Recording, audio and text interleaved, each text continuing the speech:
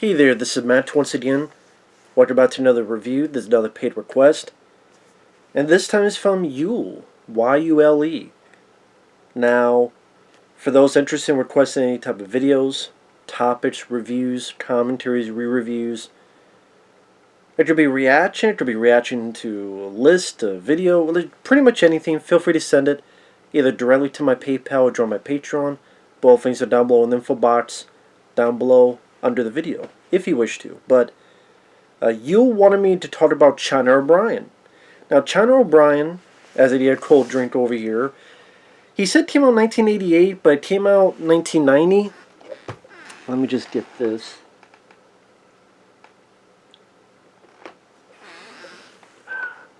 Sorry, it took a little while because I don't want to spill the mellow yellow. I know, it's like, get to the review, goddammit. This is one of those films that it's decent for what it is. When I first saw this film years ago, I wasn't that impressed because I went, it just seemed very typical, as in, plot-wise. Cynthia Rothrock, she was an instructor, she was a cop. Something happened, she quits the force, goes back to her hometown. Things have changed. Her father is a sheriff. There are bad guys around. Her father, the sheriff, gets killed. She gets a campaign to be the new sheriff. Bad guys don't like it. They try to take her down, but she takes them down. And, it's really nothing that original in terms of story. And I guess this is kind of Cynthia Rothrock's, you could say, first big. She had done films in Hong Kong. She had worked with people like Sammo Hung, among others. And this seemed like, okay, we want to give this lady a big break in the movies. Granted, China O'Brien, it must have gotten at least a little bit of success because there was a sequel, but I don't know if it even got into theaters or if it was straight to video. I guess of the stuff she's done, this is like the title most well known in her filmography. This or No Retreat, No Surrender 2, which she was a co-star, but here she's the actual star. And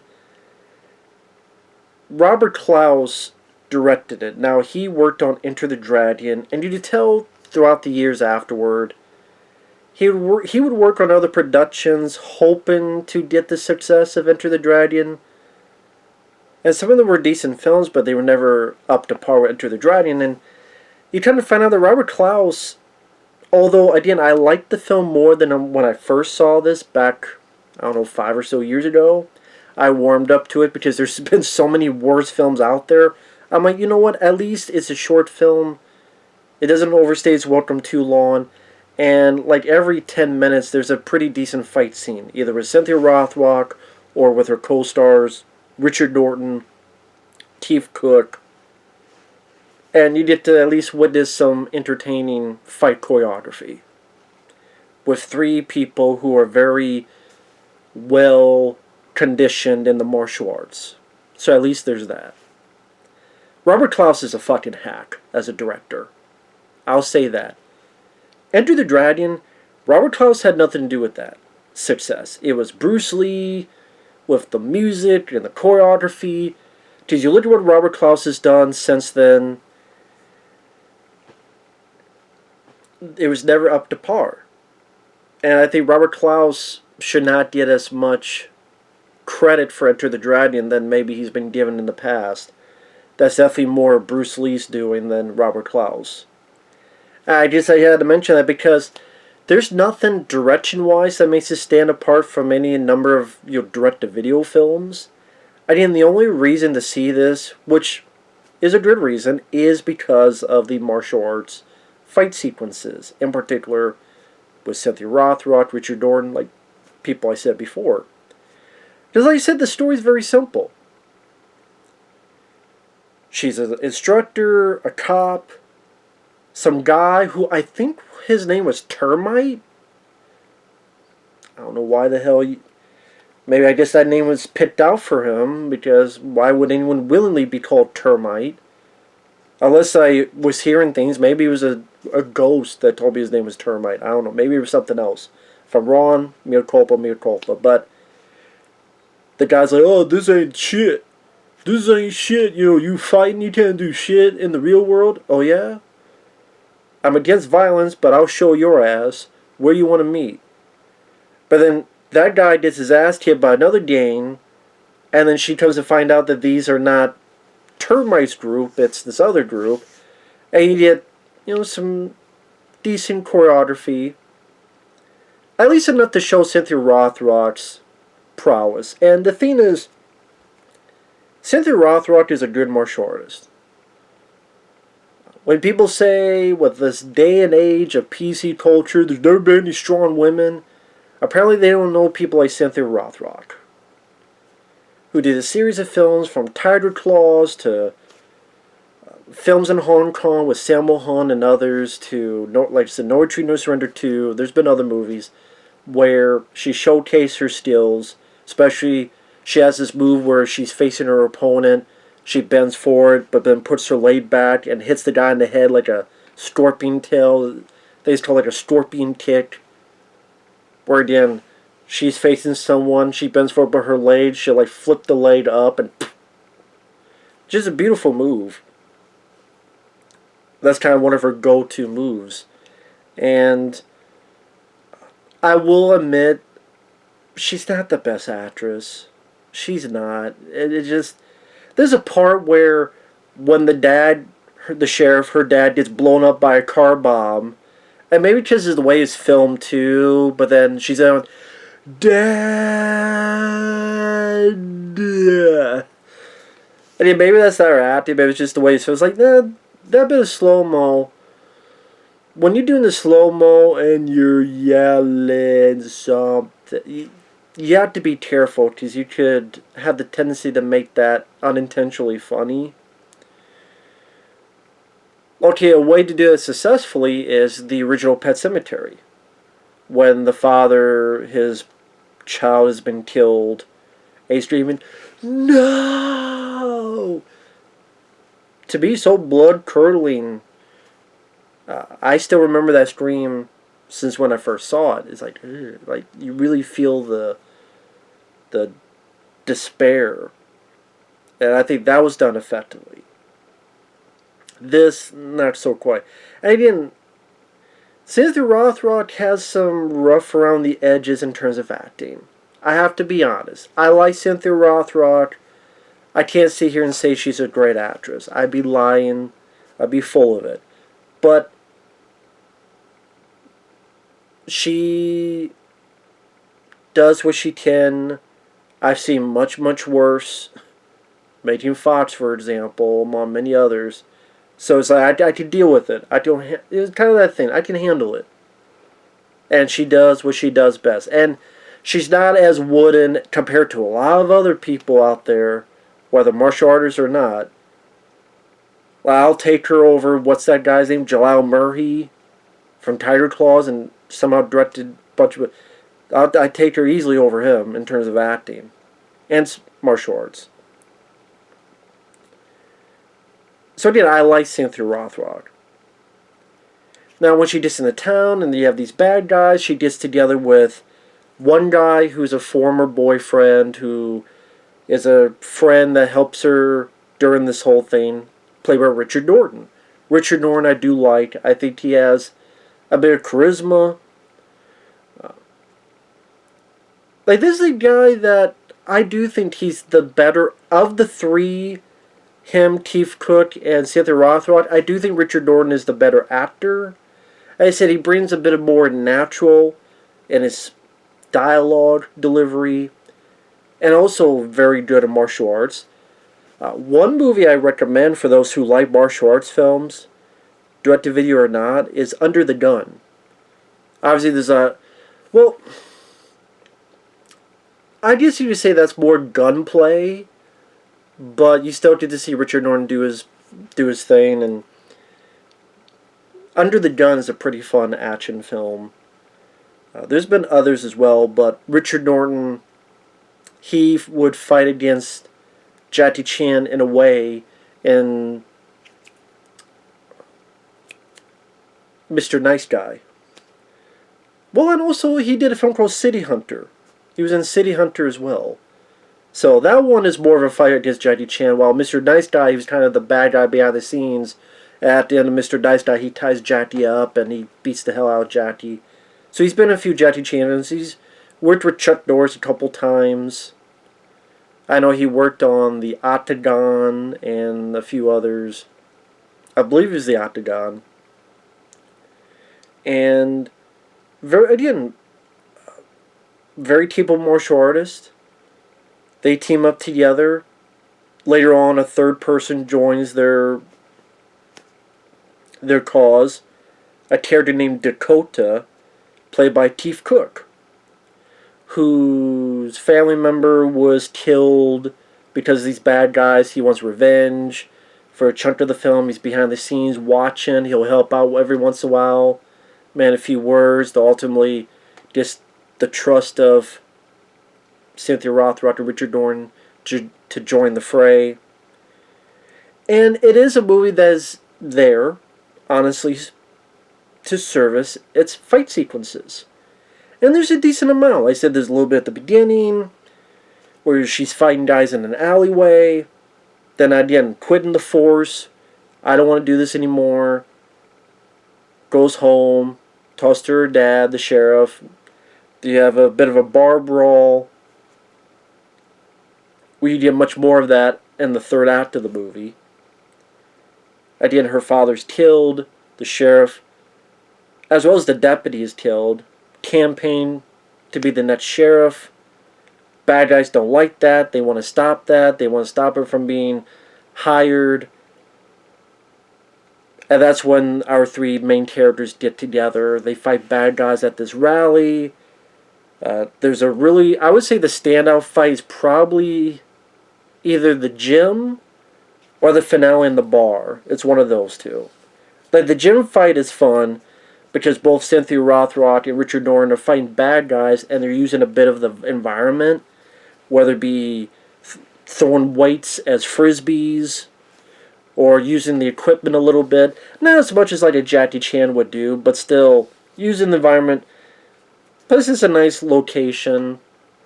It breaks it apart from the rest of the environments throughout the movie. Like I said, there's not a lot of story to it. There's not a lot of character or drama to it, if that's what you're looking for. The music, I can't really think of a musical score where, I guess it was serviceable, it was fine, but it's not anything I can't even remember right now, and I saw the film like a few days ago. So take that for what you will. I do think when I first saw this, again, I liked it more than when I did a few years ago. There's not a strong villain. I think that's one of the mistakes they made, is that there's not a strong villain. So when you get to the finale, you know, this is Cynthia Rothrock. You want her to go up against Robert Clouse, director, Enter the Dragon. There was one going up against Bolo Yun or Bruce Lee against Han, and you made that a one-on-one fight that people remember to this day. Other martial arts films, whether it be even Jean-Claude Van Damme versus Ton Po in Kickboxer, or Chun Li in Bloodsport, or Dolph Lundgren in Universal Soldier. Who does Cynthia Rothrock really get to fight? I mean, the third act is pretty much another fight, only this at a bar, where the three of them are fighting a couple guys. And I don't want to say it seems anticlimactic, but it's just kind of like, oh, okay. It's just as decent a fight as we saw at the rally, where people are like, yeah, let's vote for her for sheriff. Where at one point, Cynthia Rothrock beats someone up with a microphone stand and ties them up. It's a nice brawl, but there's really nothing else. There's not like big gunplay, explosions. There's a motorcycle that crashes through the front of the bar and slides, which not really one of our main characters do it, just someone else does it. But again, there's not really any big brawl finale. Spoiler alert. Well, I'll wait on that. I don't need a spoiler. I mean, it's pretty typical. But this for me, it's like, if it was one of those scenes where, for example, the bad guys, which, yeah, this would be typical too, but you know what? Let's find a professional and you get someone else in. Who you would get, I don't know. Maybe Billy Blanks. Cynthia Rothrock versus Billy Blanks. Maybe that'd be cool. Gary Daniels. Maybe Gary Daniels. Cynthia Rothrock versus Gary Daniels. That'd be cool. Maybe it'd be a team. It'd be Billy Blanks and Gary Daniels. I mean, I don't know. Just something else in there to give that a bit of an exclamation point. And like, again, the villains themselves were kind of meh. Like forgettable villains. Your Stumpsucker, Yokels. One is one of the deputies who's also with the bad guys. They're really not memorable in terms of villainy, at least to me. So again, the main actors do their jobs what they're supposed to. Like I said, Richard Dorn has a bit of charisma to him. Cynthia Rothrock, talent martial artist. They're not the greatest actress, but I could live with it compared to others. Chief Cooke as Dakota. You may recognize him from the Mortal Kombat movies because he played Reptile in the 1995 Mortal Kombat, and he played Sub-Zero in Mortal Kombat Annihilation. Now he was also in the Team of the Kickboxers. He was the guy training our lead character, Lauren Avedon's character, in the Team of the Kickboxers. But again, that's another film I do like. But again, I figured Chief Cooke, if you ever see this, you go, wait a minute, that guy looks familiar. If you've seen the older Mortal Kombat films, again, in the 95 one he played Reptile, and in the Annihilation he played Sub-Zero. Again, it's one of those, it's a decent time waster. It's a decent time waster if you just like to watch a film that, even though its story's basic, even though its villains are not fairly memorable, the story almost seems as if it's going to have a walking tall quality. That's it. One thing about the story that was a bit confusing was the town seemed to be so scared of these villains that they don't want to talk. No witnesses. Or at least the majority of them don't. But then they're very gun-ho about the rally for her election, Cynthia Rothrock's election. And there's like an entire parade and streets going, yeah! I mean, wait a minute, isn't this a town that's scared of the villains? So wouldn't it be like no one would be praising? This is like the whole fucking town's like, it's like, wait a minute, you're so scared of the villains that you don't want to talk, but you're out there in public showcasing that you're for her. Wouldn't you be scared that you piss these guys off?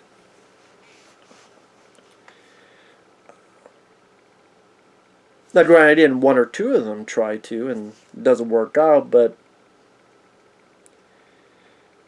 anyway, that's just a little, like, nitpick or whatever. Maybe not a nitpick, but just one of those things I thought was kind of strange a bit. But yeah, Chad O'Brien, like I said, if you want a film to showcase Cynthia and what she can do physically, not a bad place to start. Not a bad place to start. Again, it might not showcase 100% her having charisma or the most natural acting chops, but again, if you just want to sit down and watch a couple good martial artists have a couple pretty decent fight sequences,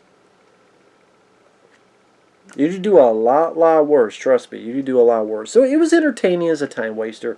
Again, I wouldn't put this as a favorite martial arts film. in my top 10, top 20, whatever. But again, watching it, it was better than what I remember it being. So again, maybe just the past couple years, you get just the gasoline poured over your brain with horse pucky, horse shit that you watch as, you know what? I'll take more movies like Chad O'Brien. Basic, but fun. So with that said, thanks for watching, take care, and we'll see you guys later. Bye-bye.